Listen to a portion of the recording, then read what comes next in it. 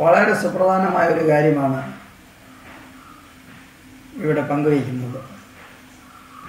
വെളിപാട് പുസ്തകത്തിലെ 7 സഭകൾക്കും ഉള്ള ദൂതുകൾ എഴുതുമ്പോൾ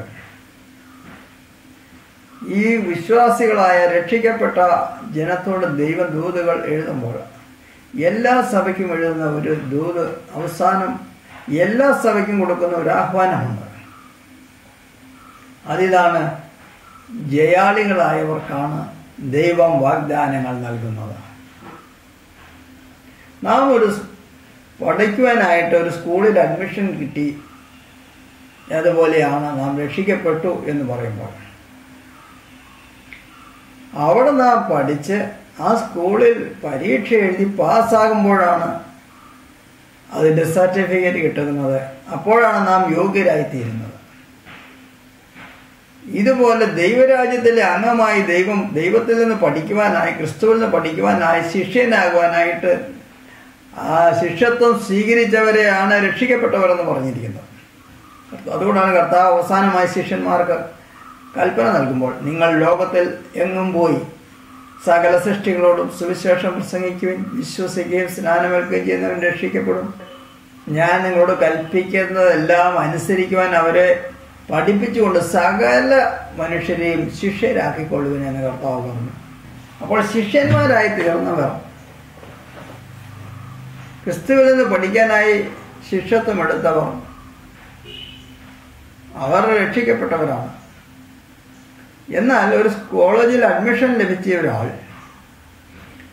അയാൾ പഠിക്കേണ്ട കാര്യങ്ങളെല്ലാം പഠിച്ച് അയാൾ പരീക്ഷ എഴുതി പാസ്സാകുമ്പോഴാണ് അയാൾക്ക് അതിൻ്റെ യോഗ്യത നേടുന്നത്. ഇതുപോലെ ക്രിസ്തുവിൽ നിന്ന് പഠിക്കുവാനായിട്ട് ക്രിസ്തുവിൻ്റെ ശിഷ്യനായി ഒരുവൻ തീർന്നു കഴിഞ്ഞപ്പോൾ അയാൾ രക്ഷിക്കപ്പെട്ടിരിക്കുന്നു.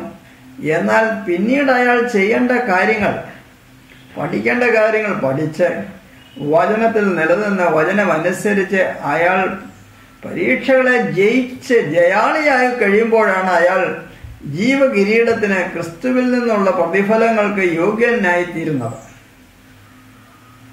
വളരെ മർമ്മപ്രധാനമായ ഒരു കാര്യമാണ് ഇവിടെ 7 സഭകളോടും ക്രിസ്തു കൊടുക്കുന്ന ആഹ്വാനത്തിൽ ജയിക്കുന്നവന് ഞാൻ ഇന്ന വാഗ്ദാനം നൽകും, ഇന്നത് നൽകുമെന്നാണ് പറഞ്ഞിരിക്കുന്നത്. പരാജയപ്പെടുന്നവർക്ക് ഒന്നും കൊടുക്കുന്നതിനെ കുറിച്ച് അവിടെ ഒന്നും പറഞ്ഞിട്ടില്ല. എന്നാൽ ഇവിടെ ജയാളികൾക്ക് മാത്രമാണ് സമ്മാനങ്ങൾ പറഞ്ഞിരിക്കുന്നത്. ഇവിടെ 7 സഭകളോടുള്ള ദൂതിന്റെ അവസാനം ജയിക്കുന്നവന് ഞാൻ ഇന്ന വാഗ്ദാനം നൽകുമെന്ന് പറഞ്ഞിരിക്കുന്നു. ഉദാഹരണത്തിന് വെളിപാട് 2-ാം അധ്യായത്തിന്റെ 7-ാമത്തെ വാക്യം, എഫെസസ് സഭയ്ക്ക് എഴുതുന്ന കത്തിന്റെ അവസാനം കർത്താവ് ഇങ്ങനെ പറയുന്നു. വെളിപാട് 2:7, To him who overcomes, I will give to eat from the tree of life, which is in the midst of the paradise of God. ദൈവത്തിന്റെ പരദീസായുടെ നടുവിലുള്ള ജീവവൃക്ഷത്തിൽ നിന്ന് തിന്നുവാൻ ഞാൻ കൊടുക്കുന്നത് ആർക്കാണ്? ജയിക്കുന്നവന്. പരീക്ഷകളെ ജയിക്കുന്നവർക്കാണ് കർത്താവ് ഇവിടെ ഈ ജീവവൃക്ഷത്തിൽ നിന്ന് തിന്നാൻ കൊടുക്കുമെന്ന് വാഗ്ദാനം ചെയ്തിരിക്കുന്നത്. ചോദ്യം ഇതാണ്, നമ്മൾ ജയാളികളാണോ? പരാജയപ്പെടുന്നവർക്ക് ഒരു സമ്മാനവും പറഞ്ഞിട്ടില്ല. വീണ്ടും വെളിപാട് പുസ്തകം 2-ാം അധ്യായത്തിന്റെ 11-ാം വാക്യം, ഇത് സ്മിർനായിലെ സഭയ്ക്ക് എഴുതുന്ന കത്തിന്റെ അവസാനം പറയുകയാണ്.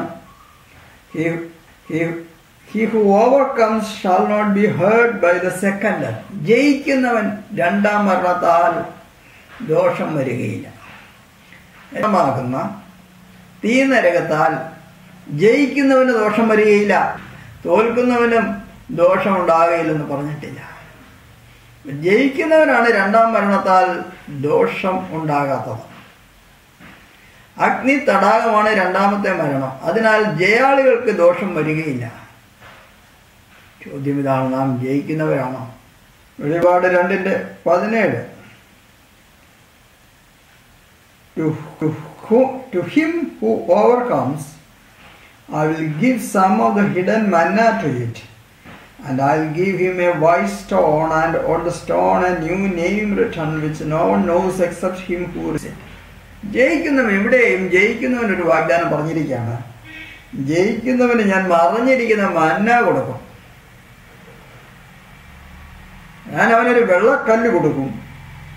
ആ കല്ലിൽ ഒരു പുതിയ നാമം എഴുതിയിരിക്കുന്നു. അത് കിട്ടുന്നവന് മാത്രമേ ആ നാമം എന്താണെന്ന് അറിയാനൊക്കുള്ളൂ. അപ്പോൾ ഇവിടെ ഈ പറഞ്ഞിരിക്കുന്ന ഈ സമ്മാനം ജയിക്കുന്നവർക്കാണ്. തയതീര സഭയ്ക്ക് എഴുതുന്ന ലേഖനത്തിന്റെ അവസാനം വെളിപാട് 2:26, He who overcomes and keeps my words until the end, to him I will give power over the nations. ജയിക്കുകയും ഞാൻ കൊടുത്ത ജോലികൾ അവസാനം വരെ അനുഷ്ഠിക്കുകയും ചെയ്യുന്നവന് ഞാൻ ജനതകളുടെ മേൽ അധികാരം കൊടുക്കും, രാഷ്ട്രങ്ങളുടെ മേൽ അധികാരം കൊടുക്കും. ഇവിടെയും പറഞ്ഞിരിക്കുന്ന ഈ സമ്മാനം രാഷ്ട്രങ്ങളുടെ മേലുള്ള ഭരിക്കുവാനുള്ള അധികാരം കൊടുക്കുന്നത് ജയാളികൾക്കാണ്. വെളിപാട് 3-ാം അധ്യായത്തിന്റെ 5-ാം വാക്യം സർദീസിലെ സഭയ്ക്ക് എഴുതുന്ന കർത്താനമാണ്. He who overcomes shall be clothed in white garments. ജയിക്കുന്നവർ വെള്ള ഉടുപ്പ് ധരിക്കും. And I will not blot out his name from the book of life. ഞാൻ അവന്റെ പേര് ജീവന്റെ പുസ്തകത്തിൽ നിന്ന് മായ്ച്ചു കളയുകയില്ല. ആരുടെ പേര്? ജയിക്കുന്നവന്റെ പേര് ഞാൻ ജീവപുസ്തകത്തിൽ നിന്ന് മായ്ച്ചു കളയുകയില്ല. അപ്പോൾ തോൽക്കുന്നവർക്കോ? I will confess his name before my Father and before his angels. ജയിക്കുന്നവരുടെ പേര് ഞാൻ പിതാവിന്റെയും ദൈവദൂതന്മാരുടെയും മുമ്പിൽ ഏറ്റുപറയും എന്ന് യേശു പറഞ്ഞിരിക്കുന്നു. He who has an ear to hear, let him hear what the Spirit says to the churches. ആത്മാവ് സഭകളോട് പറയുന്നതെന്ന് ചെവിയുള്ളവൻ കേൾക്കട്ടെ. ഇതെല്ലാ സഭയോടും എഴുതുമ്പോൾ കർത്താവ് പറയുന്നുണ്ട്, ആത്മാവിന്റെ സ്വരം കേൾക്കുവാൻ കഴിയുന്നത് ചെവിയുള്ളവർക്കാണ്. ആത്മാവിന്റെ സ്വരം ഇതാണ്, ആത്മാവിന്റെ ആഹ്വാനം ഇതാണ്, ദൈവസഭയോടുള്ള ആത്മാവിന്റെ ആഹ്വാനം ഇതാണ്, ജയിക്കുക, ജയിക്കുന്നവർക്ക് ഞാൻ പ്രതിഫലങ്ങൾ നൽകും. ചോദ്യം, നിങ്ങളൊരു ജയാളിയാണോ? ഫിലാദൽഫിയയുടെ സഭയുടെ ദൂതൻ എഴുതുമ്പോഴും 3:12, He who overcomes, I'll make him a pillar in the temple of my God. ജയിക്കുന്നവനെ എൻ്റെ ദൈവത്തിന്റെ ആലയത്തിലെ ഒരു തൂണാക്കും. And he shall go out no more. അവൻ പിന്നെ അവിടെ നിന്ന് പോവുകയില്ല. And I will write on him the name of my God and the name of the city of my God. ഞാൻ അവന്റെ മേൽ എൻ്റെ ദൈവത്തിന്റെ നാമം എഴുതും. അവന്റെ മേൽ ഞാൻ ദൈവത്തിന്റെ നഗരമാകുന്ന പുതിയ ജെറുസലേമിന്റെ പേര് എഴുതും. And I will write on him my new name. അവന്റെ മേൽ ഞാൻ എൻ്റെ പുതിയ നാമവും എഴുതുമെന്ന് കർത്താവ് പറയുന്നു. ജയിക്കുന്നവന്റെ മേൽ. ലവോദിക്കയിലെ സഭയുടെ ദൂതൻ എഴുതുമ്പോഴും വെളിപാട് 3:21, To him who overcomes, I will grant to sit with me on my throne. ജയിക്കുന്നവൻ എന്നോടുകൂടെ എൻ്റെ സിംഹാസനത്തിലിരിക്കുവാൻ ഞാൻ വരം നൽകും. ജയാളിയാകുന്നവൻ യേശുവിനോടുകൂടെ യേശുവിന്റെ സിംഹാസനത്തിൽ ഇരിക്കുമെന്ന് എത്രയോ ഉന്നതമായ ഒരു പദവിയാണ്. ഹല്ലേലൂയ. ജയിക്കുന്നവനെ യേശുവിന്റെ കൂടെ യേശുവിന്റെ സിംഹാസനത്തിൽ കർത്താവ് ഇരുത്തും. As I also overcame and sat down with my Father on his throne. യേശു എന്നിട്ട് പറയുകയാണ്, ഞാനും ജയിച്ച് പിതാവിനോടുകൂടെ അവിടുത്തെ സിംഹാസനത്തിൽ ഇരുന്നത് പോലെ ജയിക്കുന്നവനെ എന്നോടുകൂടെ എൻ്റെ സിംഹാസനത്തിൽ ഇരിക്കുവാൻ ഞാൻ വരം നൽകും. കാരണം ഞാൻ ജയിച്ചതുപോലെ തന്നെ ഞാൻ ജയിക്കുകയും ഞാനിരിക്കുകയും ചെയ്ത പോലെ ജയിക്കുന്നവനെ എന്നോടുകൂടി എൻ്റെ സിംഹാസനത്തിലിരിക്കും. അപ്പോൾ യേശു ജയിച്ചത്, യേശു ഏതെല്ലാം പരീക്ഷകളെ ജയിച്ച് ജയാളിയായോ അതുപോലെ തന്നെ യേശു ജയിച്ചതുപോലെ ജയിക്കുവാനായിട്ടാണ് നമ്മെക്കുറിച്ചും ഉദ്ദേശിച്ചിരിക്കുന്നത്. യേശു നമുക്ക് പിന്തുടരുവാൻ ഒരു കാൽച്ചുവട് പോയിരിക്കുന്നു. യേശു നമുക്കൊരു മുന്നോടിയായി പോയിരിക്കുന്നു. യേശു പോയ പാതയിലൂടെ, യേശു ജയിച്ചു പോയ പാതയിലൂടെ നാമും ജയിച്ചു പോയി യേശുവിൽ നിന്ന് നാം ആ കിരീടം പ്രാപിക്കേണ്ടിയിരിക്കുന്നു. ഇതാണ് സുവിശേഷത്തിന്റെ സത്യം.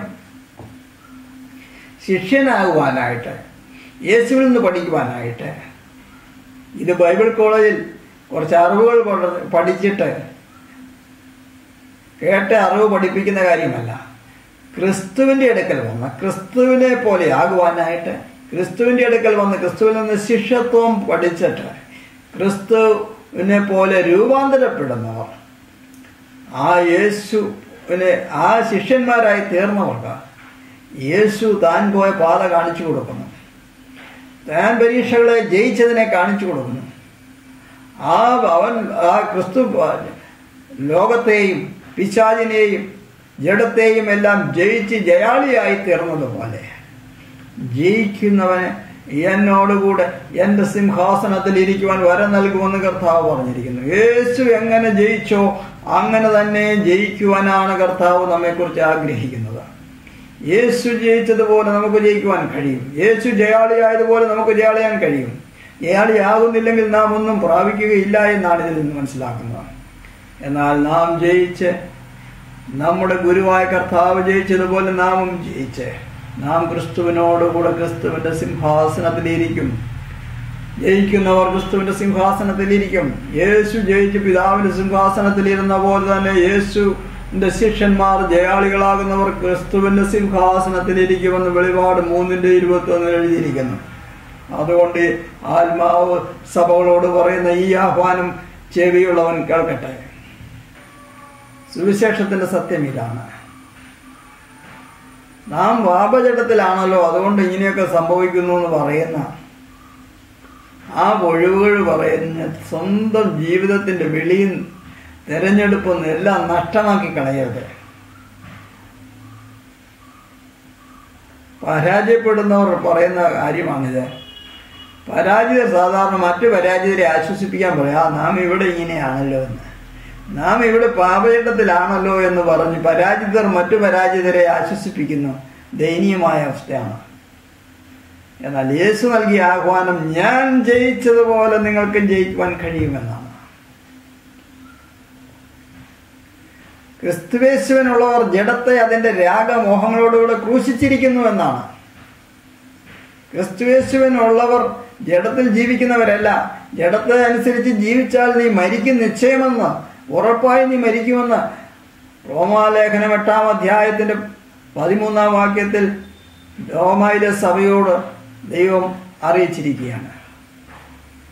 അപ്പോൾ ക്രിസ്തുവേശുവിനുള്ളവർ ആത്മാവിനാൽ ശരീരത്തിൻ്റെ പ്രവൃത്തികളെ മരിപ്പിക്കുന്നവരാണ്. ആത്മാവിനാൽ ശരീരത്തിൻ്റെ പ്രവൃത്തികളെ മരിപ്പിച്ചാൽ നീ ജീവിക്കും. ഇതാണ് സുവിശേഷത്തിൻ്റെ സത്യം. നാം ഈ പാപത്തിൽ നിന്ന് സ്വാതന്ത്ര്യം പ്രാപിച്ചെങ്കിൽ ഈ ദൈവഹിതപ്രകാരം ദൈവം ആഗ്രഹിക്കുന്ന സൽപ്രവർത്തികളിൽ സമ്പുഷ്ടമായ ഒരു ജീവിതം, ദൈവഹിതപ്രകാരമുള്ള ജീവിതം നമുക്ക് ഈ ഭൂമിയിൽ നയിക്കാൻ കഴിയുള്ളൂ. നാം പാപത്തിന് അടിമകളായിരിക്കുന്നിടത്തോളം ദൈവം ആഗ്രഹിക്കുന്ന ജീവിതം നമുക്ക് നഷ്ടപ്പെട്ടു പോവുകയാണ് ചെയ്യുന്നത്. അത് നമ്മൾ നിത്യമായി നഷ്ടമായി തീരും. അതുകൊണ്ട് എത്രയും വേഗം നാം പാപത്തിൽ നിന്ന് സ്വാതന്ത്ര്യം പ്രാപിച്ചേ മതിയാവുകയുള്ളൂ. ആ സ്വാതന്ത്ര്യം പ്രാപിച്ചെങ്കിലേ നമുക്ക് ദൈവം ആഗ്രഹിക്കുന്ന ശുശ്രൂഷയിലേക്കും ദൈവിക ജീവനിലേക്കും ദൈവത്തിൻ്റെ ജയത്തിലേക്കും പ്രവേശിക്കുവാൻ കഴിയുകയുള്ളൂ. പുത്രൻ നിങ്ങളെ സ്വതന്ത്രരാക്കിയാൽ നിങ്ങൾ സാക്ഷാൽ സ്വതന്ത്രരായിത്തീരും. പുത്രൻ വന്നത് നിങ്ങളെ സ്വതന്ത്രമാക്കുവാനാണ്. പുത്രൻ വന്നത് നിങ്ങളെ രക്ഷിക്കുവാനാണ്. പുത്രൻ വന്നത് നിങ്ങളെ മരണത്തിൽ നിന്ന് വിടുവിച്ച് ജീവനും അക്ഷയതയും വെളിപ്പെടുത്തുവാനാണ്. ജയിക്കുന്നവനെ എന്നോടുകൂടി എൻ്റെ സിംഹാസനത്തിൽ ഇരുത്തും. പുത്രൻ വരുന്നത് ജയാളിയായ ഒരു കാന്തയെ അന്വേഷിച്ചാണ്. ചോദ്യം ഇതാണ്, ജയിക്കുന്നവരുടെ കൂട്ടത്തിൽ നിങ്ങളുണ്ടാകുമോ? എൻ്റെ ജീവിതത്തിൽ എന്നെ ഏറ്റവും ആകർഷിച്ചിട്ടുള്ള ഒരു വചനങ്ങളിലൊന്നാണിത്. എന്നെ സ്പർശിച്ചിട്ടുള്ള ഒരു വചനമാണിത്. ഞാൻ ജയിച്ചതുപോലെ ജയിക്കുന്നവൻ എന്നോടുകൂടെ എൻ്റെ സിംഹാസനത്തിൽ ഇരിക്കാൻ വരം നൽകുമെന്നുള്ള ക്രിസ്തുവിൻ്റെ ആഹ്വാനം. എനിക്കും യേശുവിനെ പോലെ ഒരു ജയാളിയായി യേശുവിനോടുകൂടെ സിംഹാസനത്തിൽ ഇരിക്കാമെന്നുള്ള കർത്താവിൻ്റെ വാക്കുകൾ ഞാൻ വിശ്വസിക്കുന്നു.